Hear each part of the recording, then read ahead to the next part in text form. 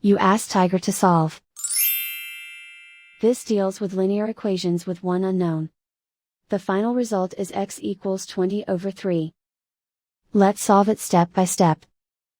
Group all constants on the right side of the equation. Subtract 20 from both sides. Simplify the arithmetic.